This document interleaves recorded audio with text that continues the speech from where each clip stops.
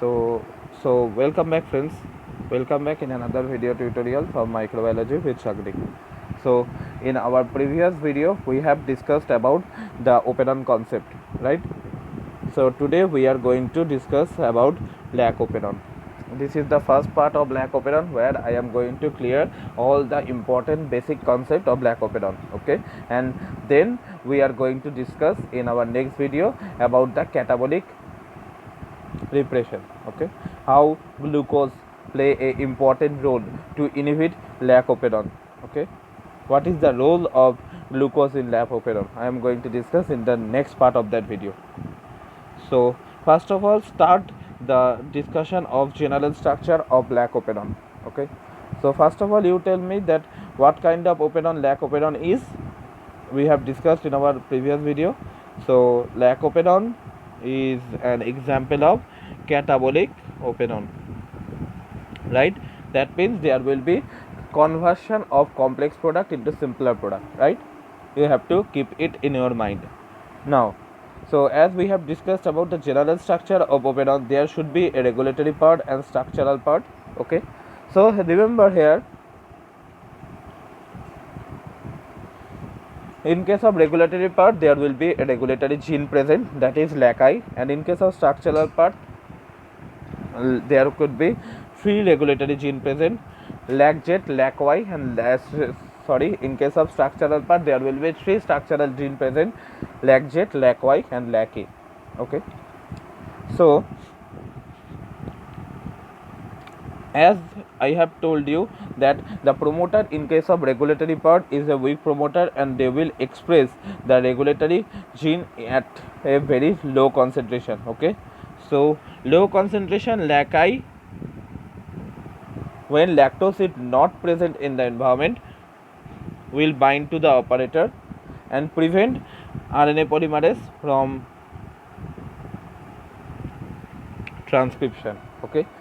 Because remember that in the when I have told you the concept of catabolic operon, I have discussed with you that to on the catabolic operon you need to add the molecule whose conversion into smaller molecule you are requiring, right?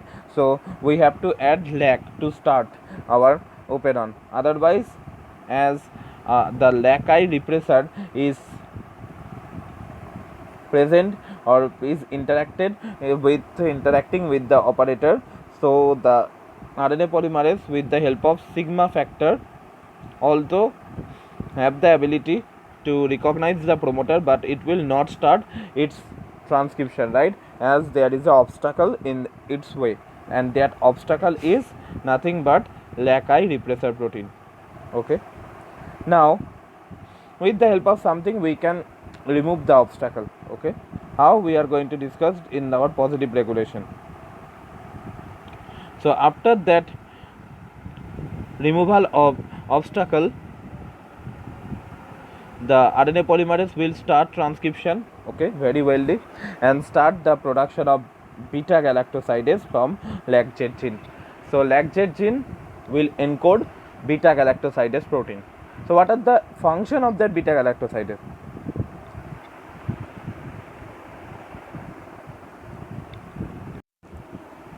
So the function is this beta galactosidase, whenever find any kind of lactose, it will convert them into glucose and galactose, okay? And this is the key enzyme of lactose operon, isn't it?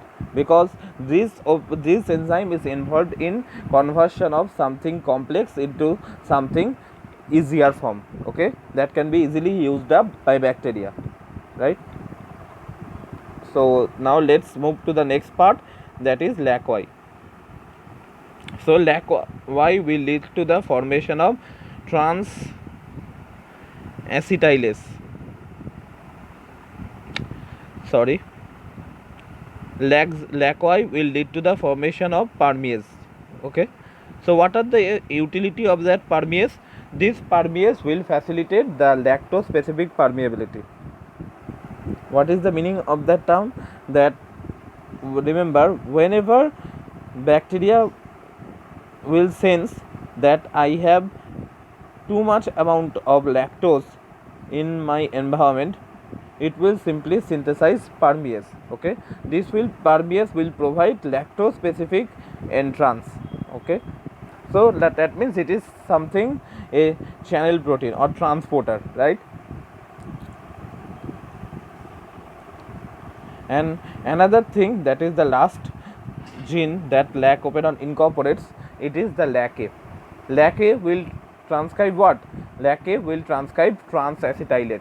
Okay, so trans-acetylase have the ability to convert normal lactose into allolactose.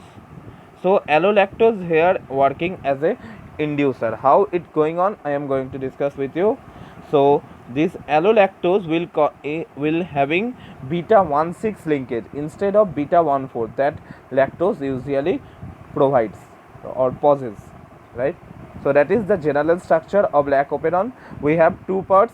One is regulatory part, another one is structural part. Okay, regulatory part, remember again that it will lack operator, but structural part will have operator. Regulatory part have promoter, which is weak promoter, and due to this weak promoter, the lac synthesis will be in low concentration. Okay, this lac will bind to the operator of that structural gene and prevent transcription of RNA polymerase. Okay, that is the normal idea. But if somehow with the help of inducer we can remove the obstacle, that is the lac gene from the operator, so RNA polymerase can start the transcription. Okay, for during that transcription, by transcribing lac Z, it will produce beta galactosidase. Okay, beta galactosidase will convert lactose into glucose and galactose. Second one is lactose, lac Y. Lac Y will produce permease. This permease simply increase the lactose specific permeability. Okay, to allow the entrance of all the lactose present in the environment inside the cell. Okay, and the last one is lac A. Lac A is the trans-acetylase. Trans-acetylase will convert some lactose into allolactose that will act as a inducer. Remember here, the lactose that is usually present consist of beta 1,4 glycosidic linkage, but allolactose will have beta 1,6 glycosidic linkage. That you need to keep in your mind. Okay,